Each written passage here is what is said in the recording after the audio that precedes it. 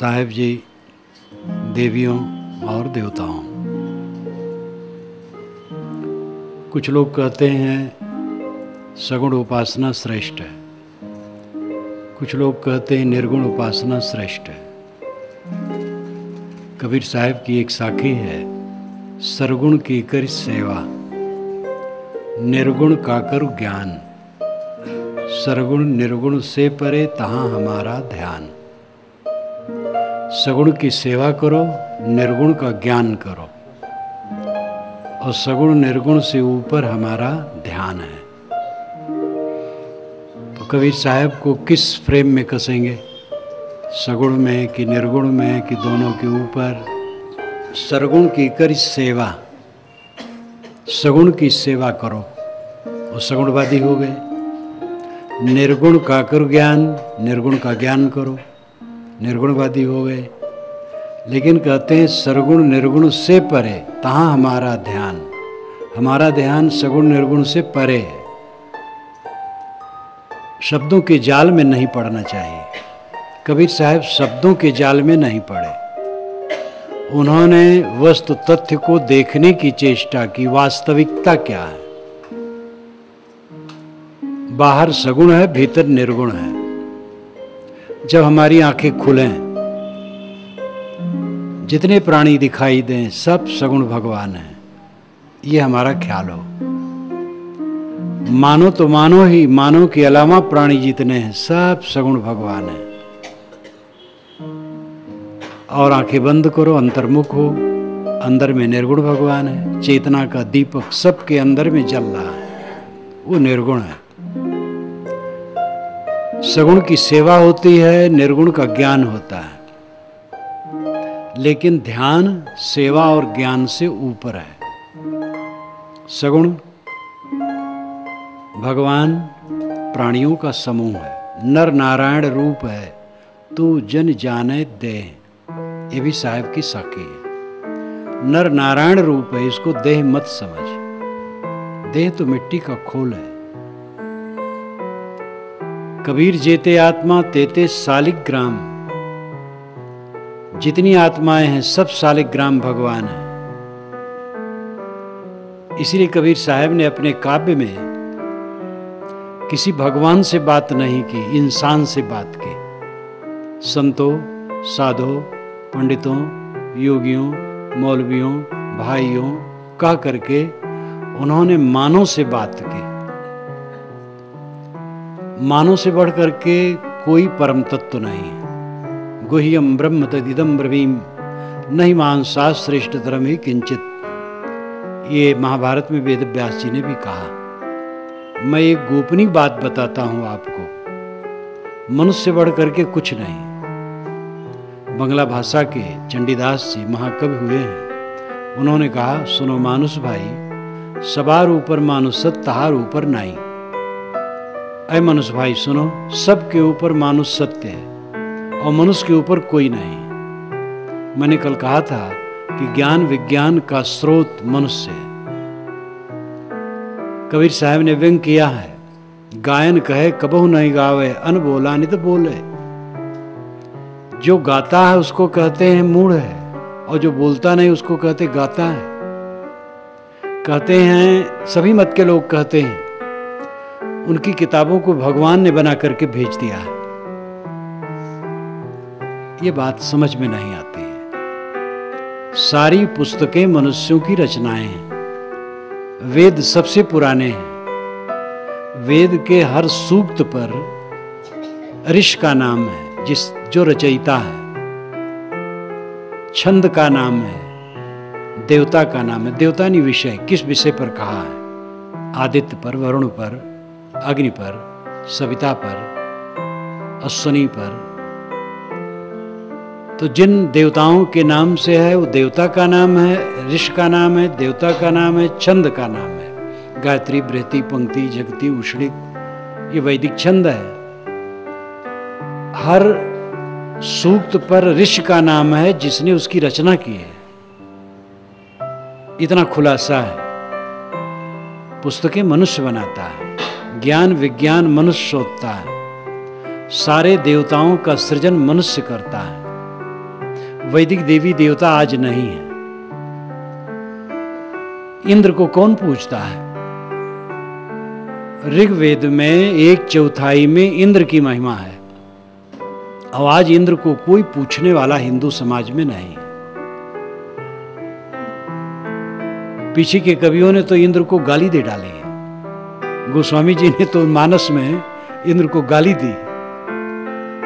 दधिक्रा को कौन पूछता है? उषा अश्विनी को कौन पूछता है? आज सविता को कौन पूछता है? आज राम, कृष्ण, विष्णु, शिव, गणेश, हनुमान, दुर्गा जी, ये सब पूजे जाते हैं, और ये कोई वैदिक नहीं है। वेदों में इनकी पूजा कहीं नहीं। देवी देवताओं का सृजन, पूजन, परिवर्तन, परिवर्धन, लुप्तीकरण, ये होता रहता है। आज भी जो है इनमें परिवर्तन होगा। दशहरे में श्री राम का बड़ा महत्व था, लेकिन भारत का अनुभव मुझे है, अब दुर्गा जी उनको किनारे कर रही हैं। दुर्गा जी का महत्व बढ़ रहा है। लाभ जहाँ ज़्यादा मिलेगा वहाँ पूजा जाएगा। बताया गया दुर्गा जी ज़्यादा लाभ देती हैं। अयोध्या में श्री राम की उतने पूजा नहीं होती है जितना हनुमान जी की होती है, क्योंकि हनुमान जी अष्ट सिद्ध नवनिधि के दाता हैं और राम ऐसे नहीं है। और भरत को तो कोई पूछने वाला भी नहीं है।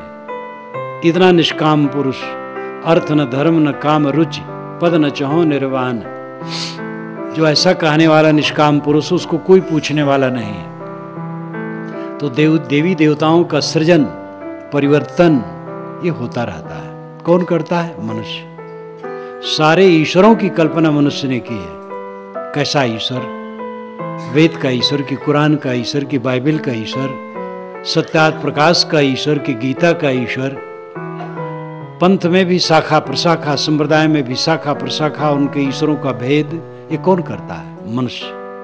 सारे ज्ञान विज्ञान का सृजेता मनुष्य है। ऐसे मानव को भूल करके हम या तो मिट्टी की पिंडियों में भगवान खोजते हैं, या तो शून्य में। सबसे ज्यादा भगवान चरितार्थ होता है प्राणियों में। अगर मिट्टी की पिंडी में भगवान दिखता है और शून्य में दिखता है, तो मनुष्य में तो और दिखना चाहिए। और यही बात कबीर साहब कहते हैं, तो बुरा क्या कहते हैं? सगुण भगवान का वर्णन जो गीता वेद में है, सात शीर्षा पुरुषा सहस्राक्ष सहस्रपाद, सबभूमिम विश्वतो वृत्तात् तिष्ठत् दशांगुलम, ये पुरुष सूक्त में आता है। उस विराट पुरुष के हजारों सिर ग्रीवा हाथ पैर हैं। वह भूमि में सब तरफ से घेर करके 10 अंगुल के ऊपर बैठा है, ये इसका अर्थ है। पूरे भूमंडल पर प्राणी हैं, और उपासना होगी हृदय में। नाभि से नापिए तो हृदय 10 अंगुल के ऊपर है। यहां सगुण निर्गुण दोनों का संकेत है। सात शीर्षा पुरुषा सहस्राक्ष सहस्रपाद, विराट पुरुष के हजारों हाथ पैर सिर ग्रीवा हैं। देखो यहां विराट पुरुष बैठा है। दार्शनिक भाषा में व्यष्टि और समष्टि कहते हैं। प्राणी प्राणी को व्यष्टि और सभी प्राणियों के समूह को समष्टि। एक एक व्यक्ति यहाँ वो व्यष्टि है, और सभी प्राणियों का समूह समष्टि है।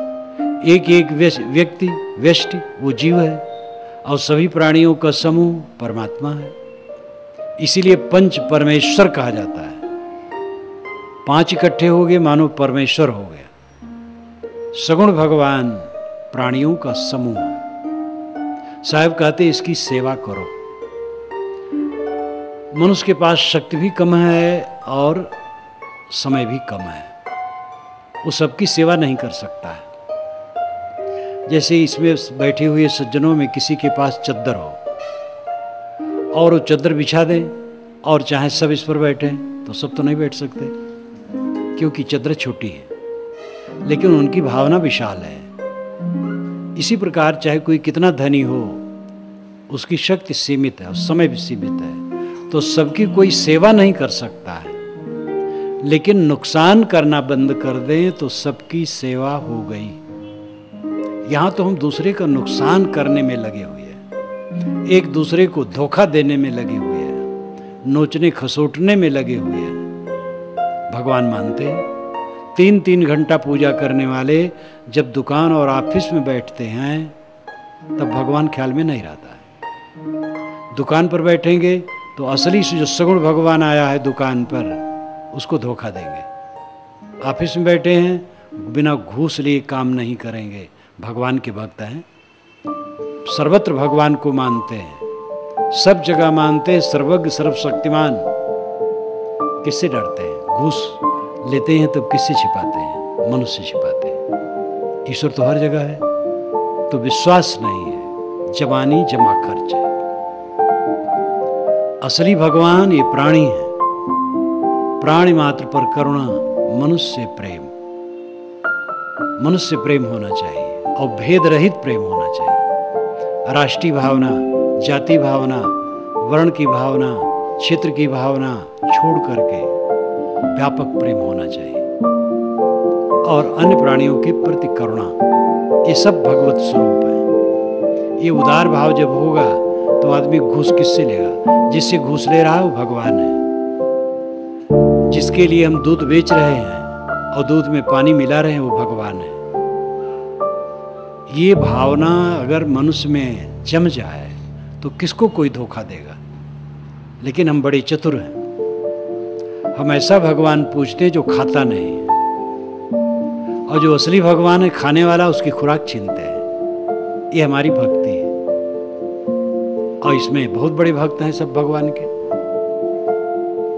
एक तरफ से देखो, केवल नेपाल और भारत ही नहीं, नेपाल और भारत तो आर्यावर्त है, इसके अलावा भी देश में ईश्वर की मान्यता बहुत है। ईश्वर जबानी जमा खर्च, असली ईश्वर का ज्ञान है प्राणियों के साथ में सुंदर बर्ताव करना।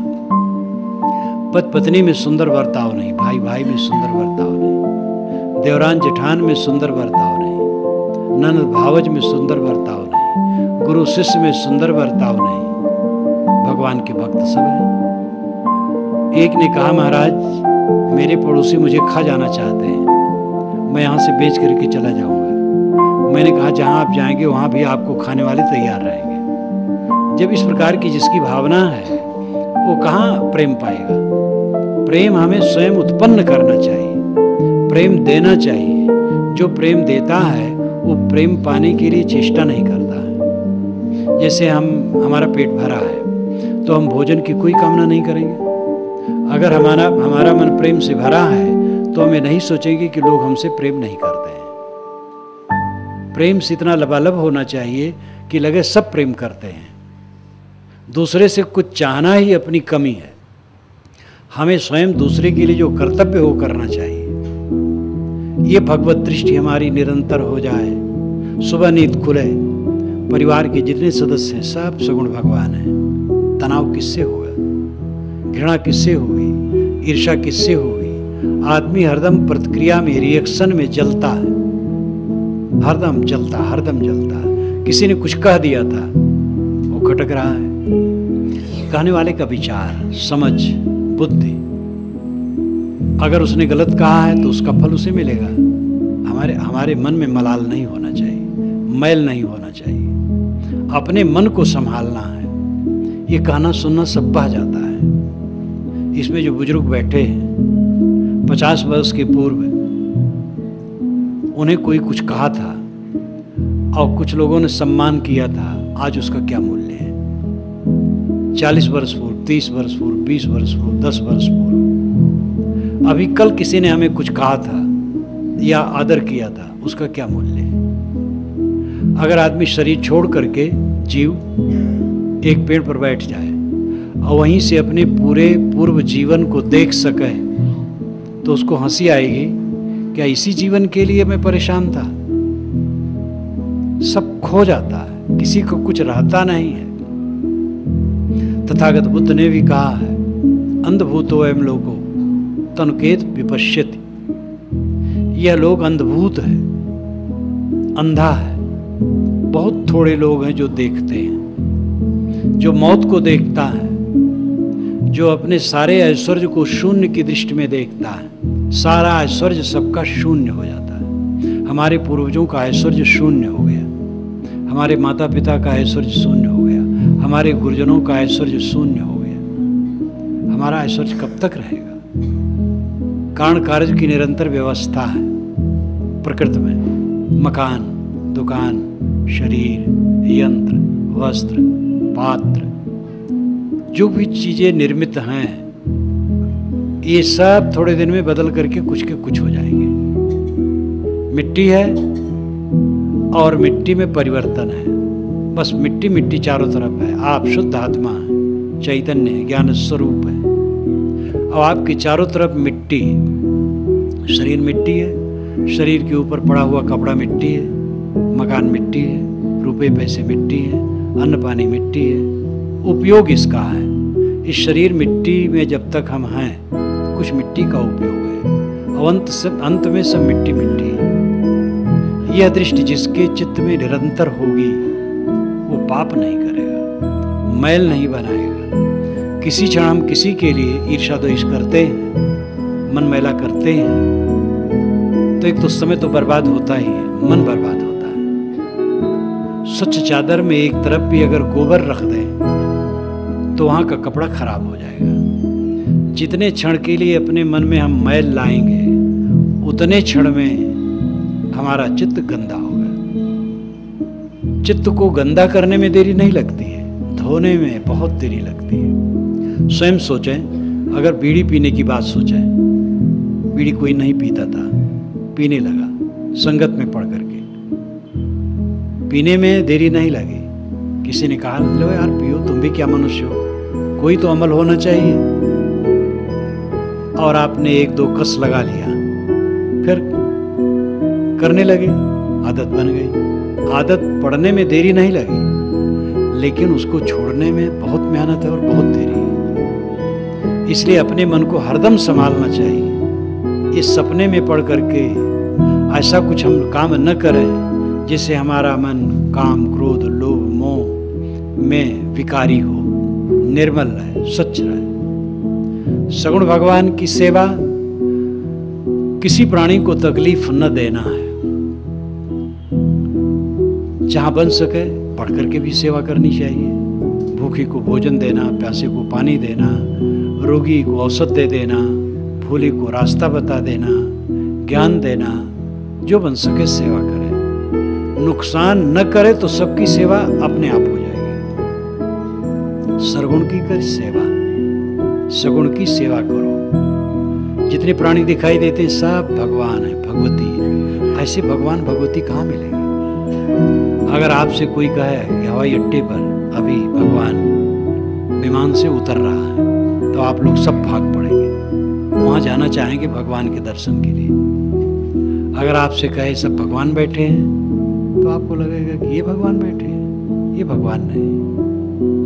हमें निकट से प्रियता नहीं होती, दूर से प्रियता होती, ये हमारा भ्रम है। कई लोग अपने घर में खुश नहीं रहते, दूसरे घर में खुश रहते हैं। दूसरे घर में जाएंगे तो वहाँ के बूढ़े, बच्चे, जवान, स्त्री, पुरुष सबसे घुल मिल के बात करेंगे, हंस हंस के बात करेंगे। और अपने दरवाजे पर आएंगे तब मालूम होगा दरोगा साहब पहुँच गए, एकदम गर्म। पत्नी से खटकाएंगे, भाई से खटकाएंगे, माता पिता से उलझेंगे, बच्चे से उलझेंगे।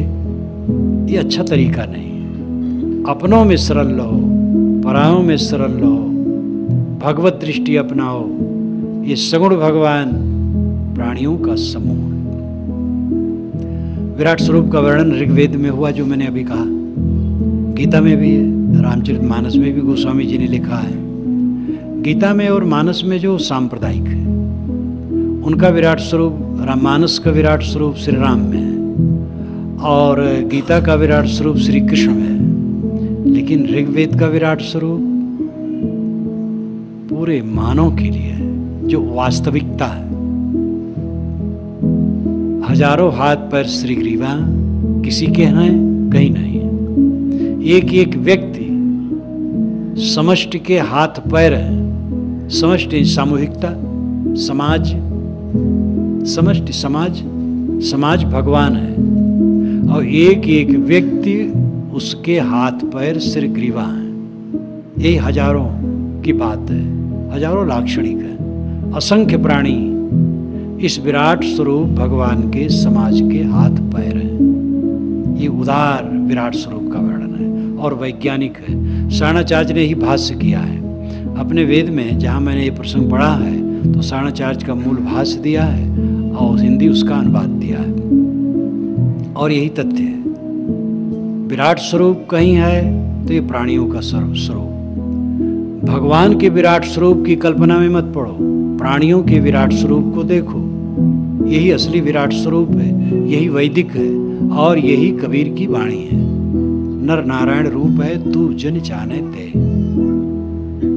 सगुण भगवान की सेवा, प्राणियों के प्रति सद्भाव।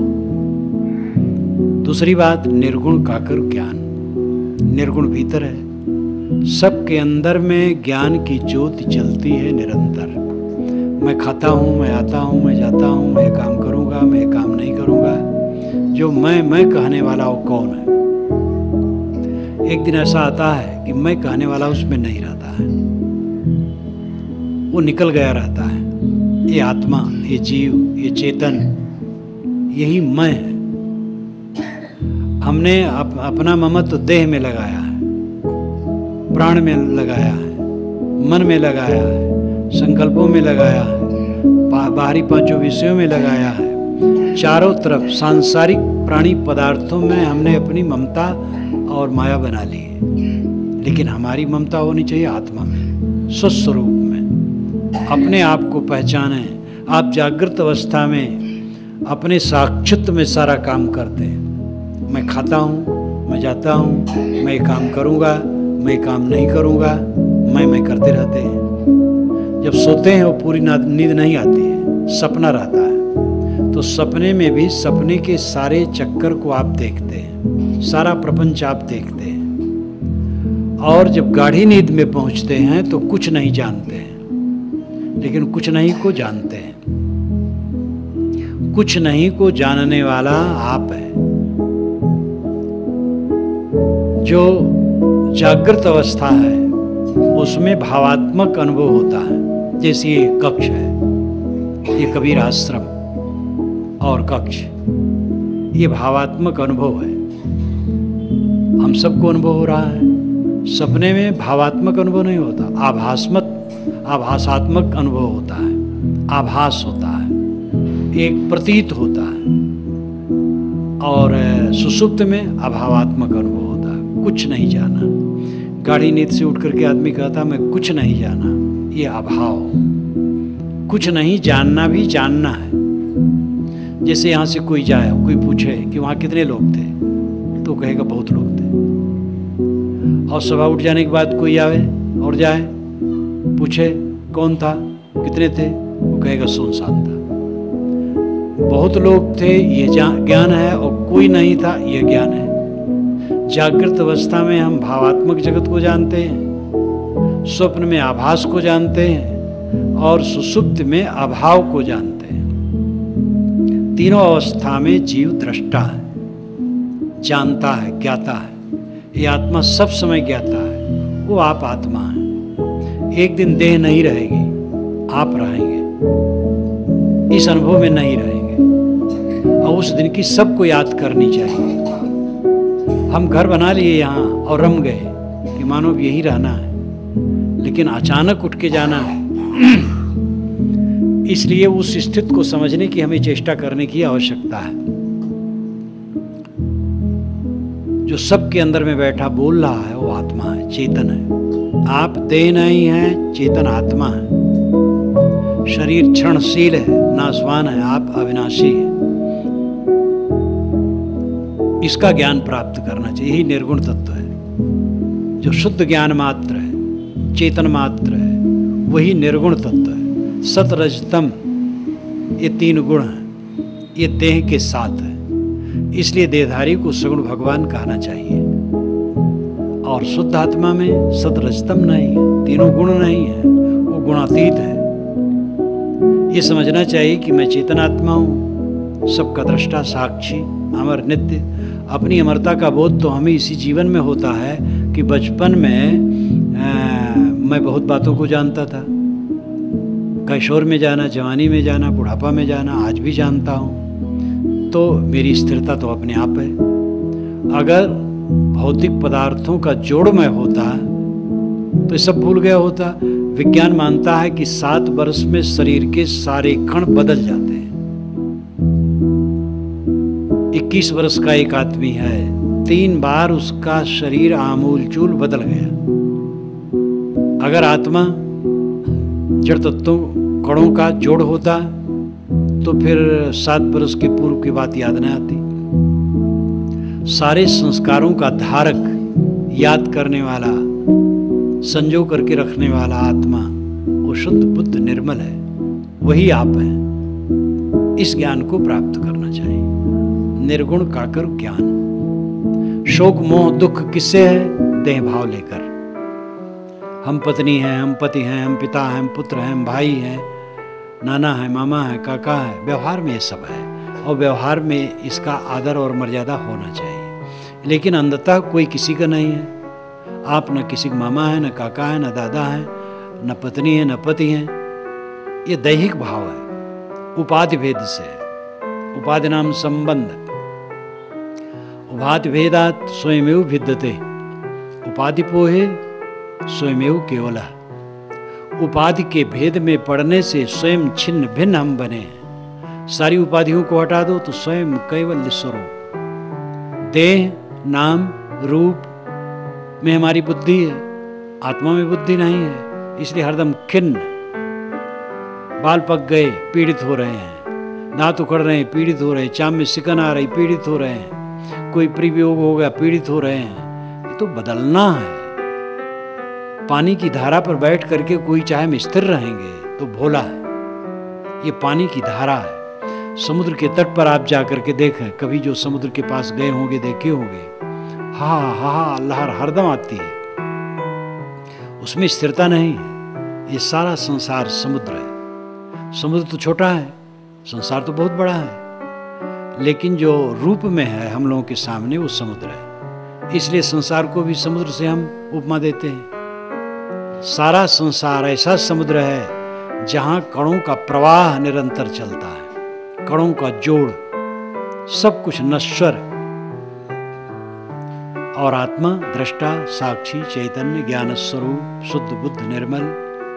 अपने मन को जितना संसार से हटाओ, अंतर्मुख करो, उतना सुखी होगे। निर्गुण का ज्ञान करो। आप में इच्छा नहीं है, वासना नहीं है, कामना नहीं है, बनाए हैं। जो तंबाकू नहीं खाता था, तंबाकू की वासना उसको कहाँ थी? बना लिया। आप तंबाकू के बिना रह नहीं पाता है। किसी ने राख खाने की आदत बना ली, राख बिना नहीं रह पाता है। एक ही मोहल्ले में एक युवक और युवती दोनों रहते हैं, दोनों की नजरें भी दोनों पर पड़ती हैं, लेकिन कोई मोह नहीं है, सहज है। एक दिन दोनों इकट्ठे हो गए, मोह कर लिए, अब एक दूसरे को देखे बिना रह नहीं पाते हैं। ये सब मन की दिल लगी है। दिल लगी मजाक, और दिल लगी दिल लगाना। दिल लगाना एक मजाक है अपने साथ। कहीं दुनिया की चीजों में हम दिल लगाते हैं तो अपने साथ मजाक करते हैं, क्योंकि दुनिया की कोई वस्तु स्थिर नहीं, हमारे साथ। बचपन से आज तक कितने लोग मिले, कितने प्राणी पदार्थ मिले, वो सब कहाँ गए? आज के जो हैं कहाँ रहेंगे? इसलिए निर्गुण का ज्ञान करो। आप गुणातीत आत्मा हैं, गुणातीत चेतन तत्व है, शुद्ध ज्ञान स्वरूप है। जीव शब्द मौलिक है, जैसे मनुष्य मौलिक है।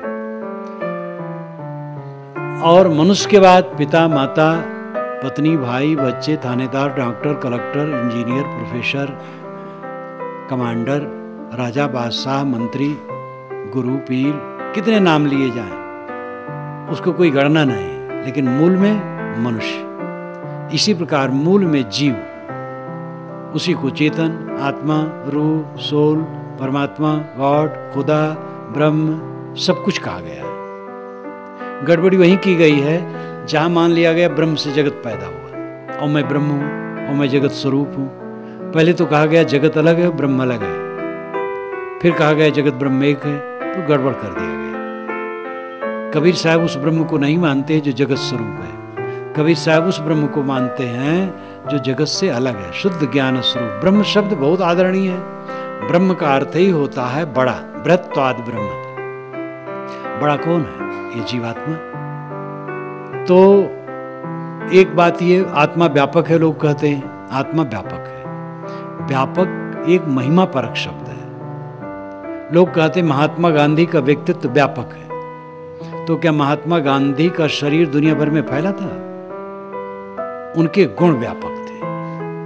व्यापक शक्तिशाली को भी कहते हैं, तो इसलिए विभु व्यापक शक्तिशाली को कहा जाता है।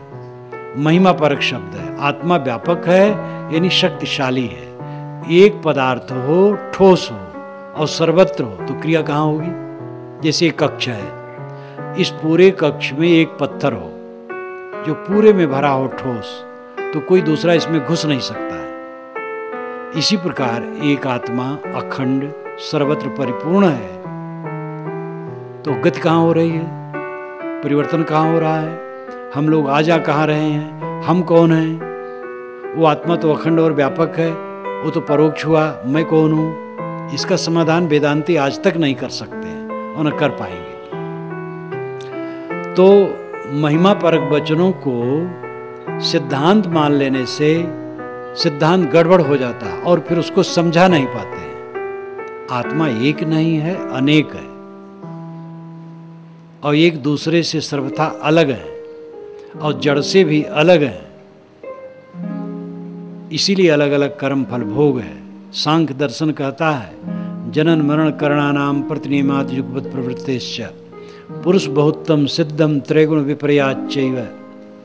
जनन जन्मना, मरण मरना, जनन मरण करणानाम प्रतिनियमात, करणों के प्रतिनियम, इंद्रियों के अलग अलग नियम, आँख नाक कान जीभ चाम के अलग अलग देखने सुनने के नियम, और अयुगपत प्रवृत्तिश्च, अयुगपत प्रवृत्ति, युगपत प्रवृत्ति सबकी नहीं है। जैसे एक बोलता है तो और सब बोलते नहीं हैं, एक सोया है तो सब सोए नहीं हैं, एक दौड़ रहा है तो सब दौड़ नहीं रहे हैं। युगपत प्रवृत्ति मनुष्यों की नहीं है, अयुगपत है, अलग अलग है। अलग अलग जन्म है, अलग अलग मरण है, अलग अलग इंद्रियों का व्यवहार है, अलग अलग प्रवृत्तियां हैं। और त्रैगुण विपर्याच्चैव, तीनों गुणों का विपर्जय है। कोई सतोगुणी है, कोई रजोगुणी है, कोई तमोगुणी है। इसलिए पुरुष बहुत्तम सिद्धम, पुरुष बहुत हैं, एक नहीं। पुरुष का अर्थ होता है चेतन, पुरुष, ये दो पद मिलकर के पुरुष शब्द बनता है। पुर नाम आगे उष नाम जलाना। इसीलिए जब सूरज उगने लगता है उसके पहले जो प्रकाश आता है उसको उषा कहते हैं। उषा नाम जलाने वाली, उष नाम जलाना, पुर उष। आगे आगे जो ज्ञान प्रकाश करता रहे उस आत्मा को पुरुष कहते हैं।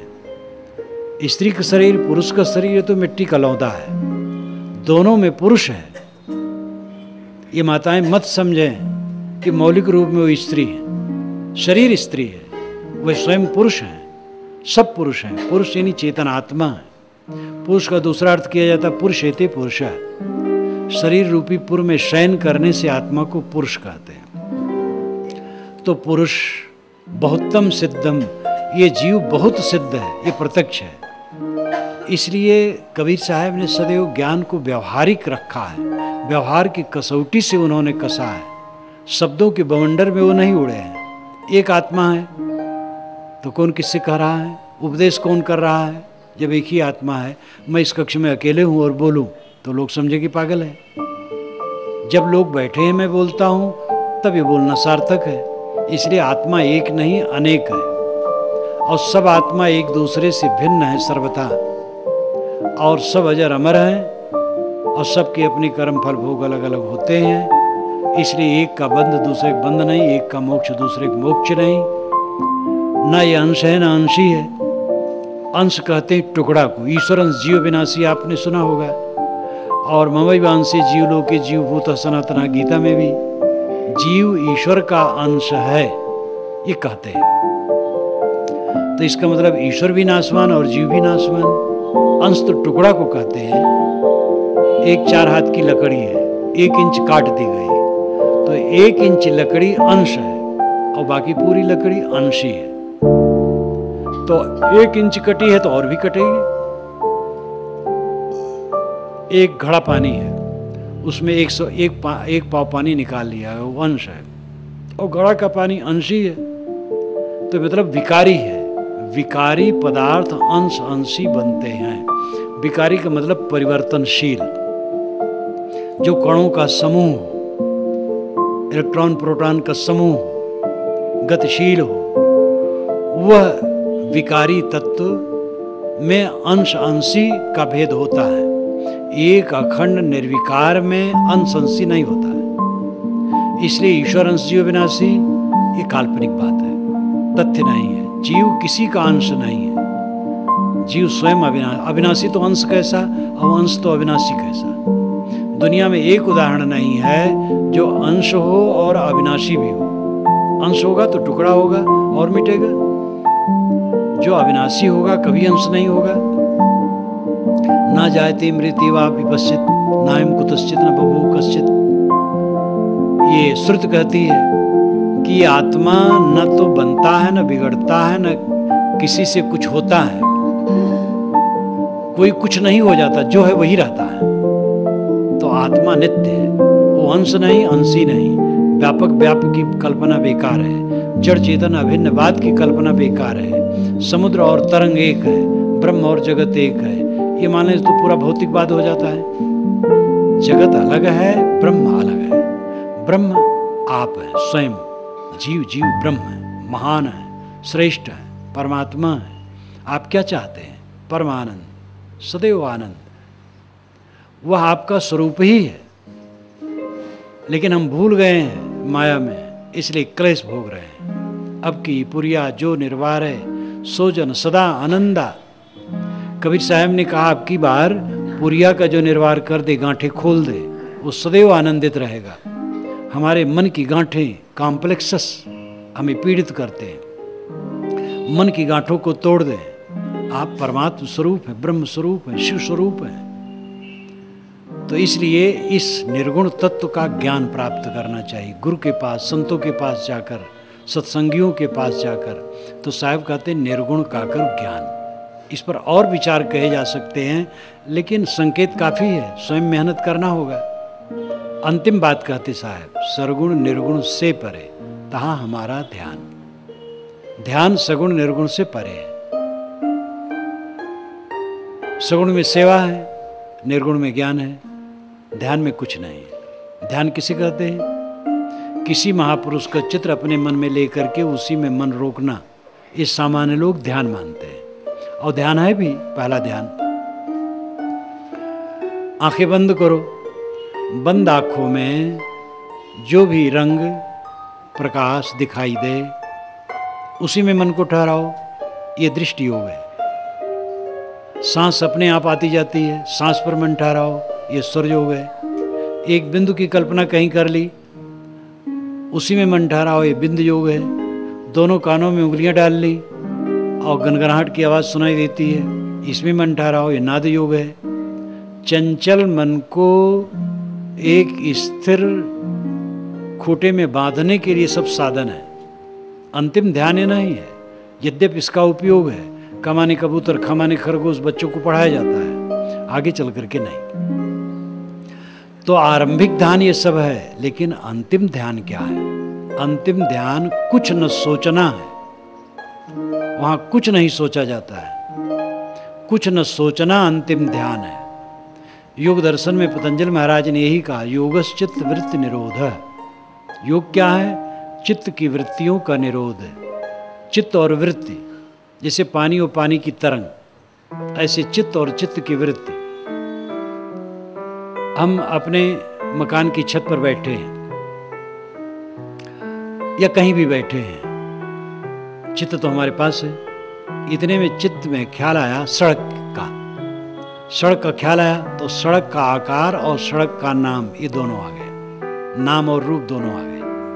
सड़क का 3 अक्षरों का नाम आ गया, और लंबा कार जो सड़क का आकार है वो आ गया। तो नाम और रूप ये दोनों आ गए। इतने में भैंस की याद आई, तो भैंस नाम और भैंस का आकार दिमाग में आ गया। गोबर की याद आई, तो वो गोबर नाम और गोबर का आकार दिमाग में आ गया। ये एक एक वृत्ति है।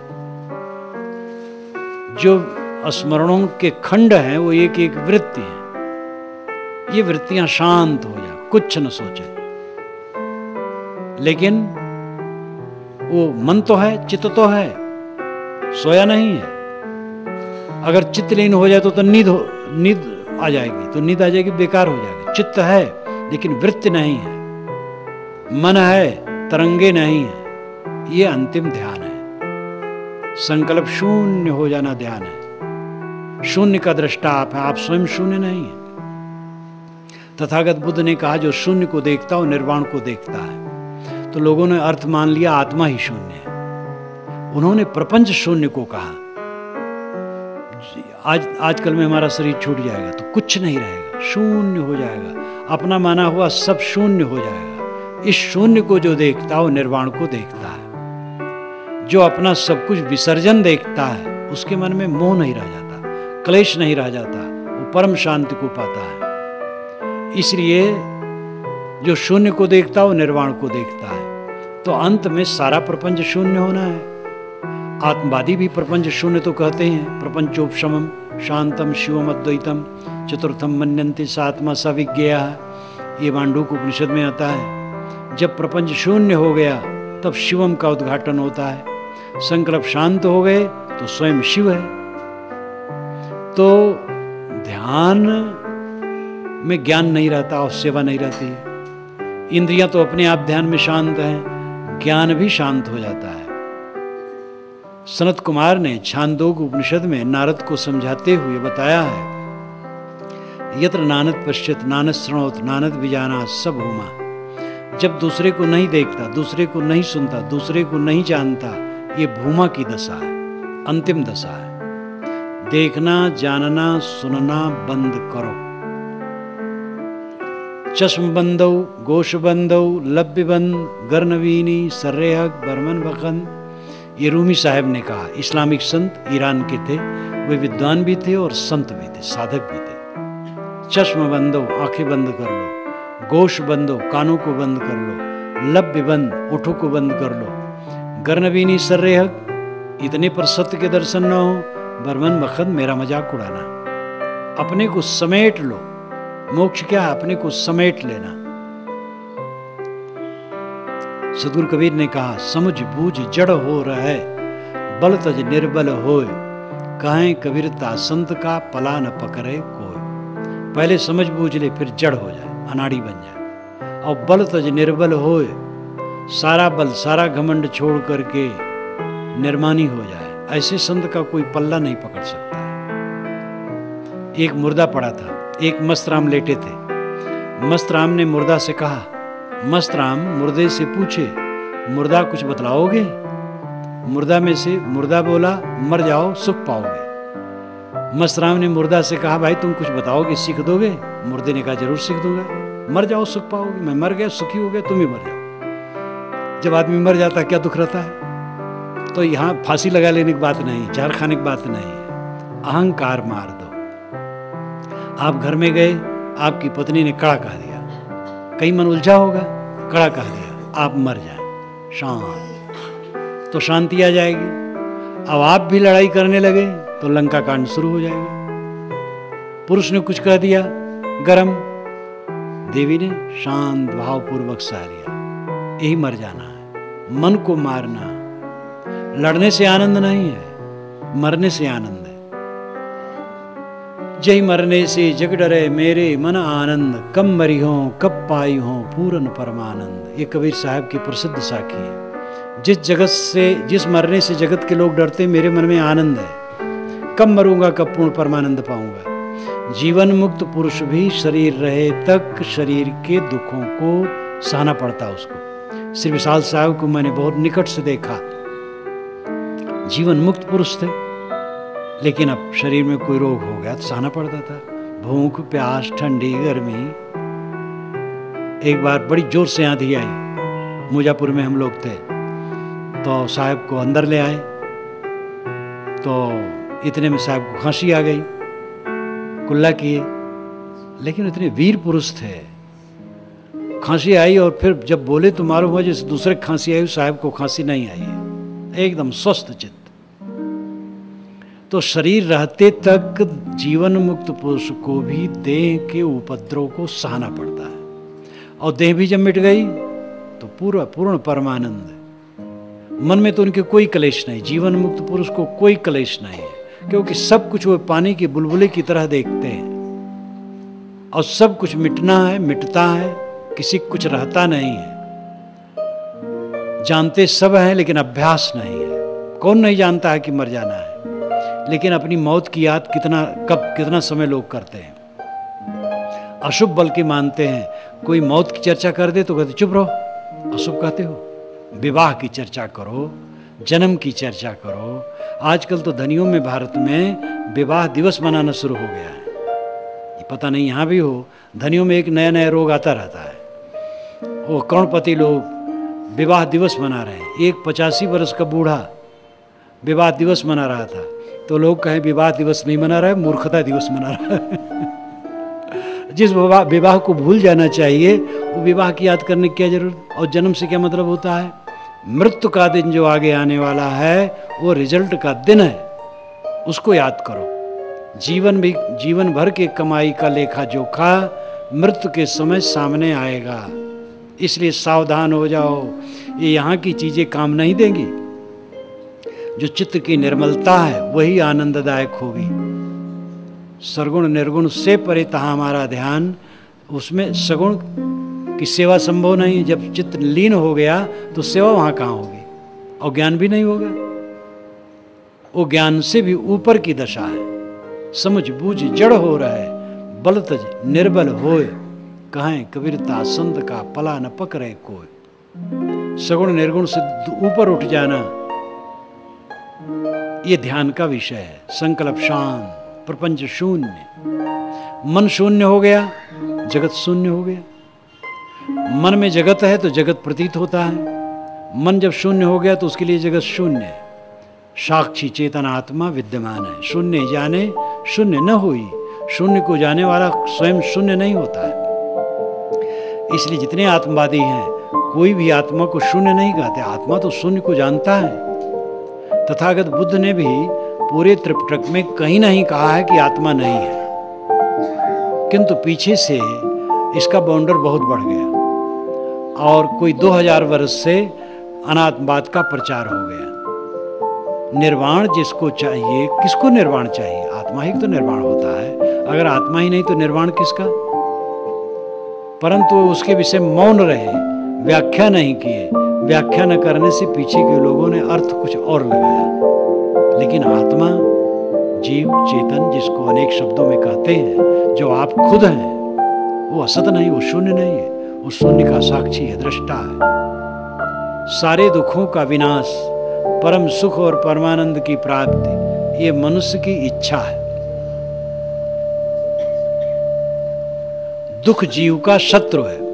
कोई दुख नहीं चाहता है, और दुखों का अंत कहाँ होगा? दुनिया की वस्तुओं में मन रमाने से कोई दुख से मुक्त नहीं हो सकता। चाहे स्त्री हो, चाहे पुरुष, चाहे गृहस्थ हो, चाहे साधु हो। आप लोग घर में फंसे, हम लोग मठ पे फंस जाएं। आप लोग बाल बच्चों मोही, हम लोग चेलों मोही हो जाएं। आप लोग अपने वैभव में रागवान हैं और हम लोग अपने मान प्रतिष्ठा में रागवान हो जाएं, तो दोनों की दशा वही होगी। कोई बचने वाला नहीं है। बंधन सबके सामने आएगा। प्रकृति सबके लिए समान है। विश्व सत्ता सबके लिए एक तरह से निर्णय देती है। किसी के लिए क्षमा की कोई गुंजाइश नहीं है। गृहस्थ अगर भोजन ज्यादा करेगा तो पेट खराब होगा, और साधु ज्यादा करे तो उसका भी खराब होगा। साधु गृहस्थ दो श्रेणी है। सड़क का एक लेवल है, कोई आगे चलता है, कोई पीछे चलता है। सभी सड़क में चल रहे हैं। साधु को हम आगे मान लें, गृहस्थ पीछे मान लें, लेकिन सब उसी पथ पर चलने वाले हैं। कुछ गृहस्थ पूछते हैं, महाराज हम लोगों को लायक बताइए जिससे मुक्ति का रास्ता कोई सरल हो। सरल है ही नहीं है। एक ही रास्ता है, दो रास्ता है ही नहीं है। मोह छोड़ो, यही रास्ता है। जितना छोड़ पाओ उतना मुक्त, पूरा छोड़ पाओ मुक्त।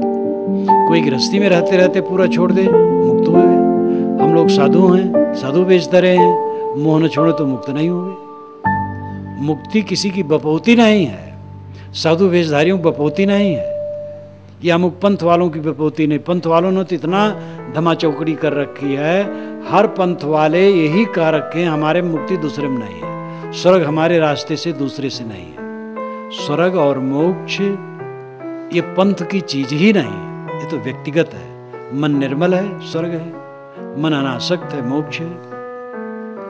तो सगुण निर्गुण परे ध्यान है, ध्यान है चित्त वृत्ति का लय, कुछ न सोचना निर्विकल्प समाधि। ज्ञान का जो तथ्यतः अनुभव है वो निर्विकल्प समाधि में होता है। मैं आत्मा हूँ, निर्मल हूँ और मेरे में कोई दुख संताप नहीं है, ये बौद्धिक ज्ञान है।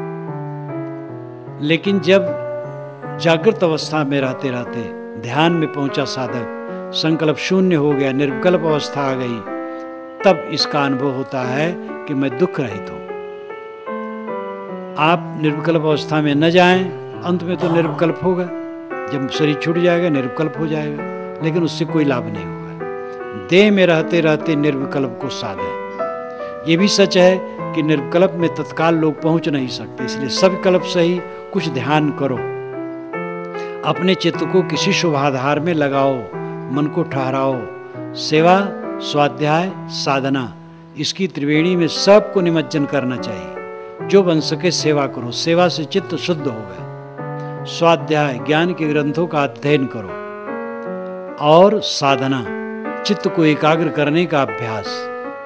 तो सद्गुरु कबीर कहते हैं सरगुण की कर सेवा, सगुण की सेवा करो। ये प्राण जगत सगुण भगवान है, इसको तकलीफ न दो, सेवा हो गई। आप ज्यादा सेवा न कर सको कोई अर्ज नहीं, किसी को धोखा न दो, किसी को ठगो ना, फिर बन सके तो सेवा करो।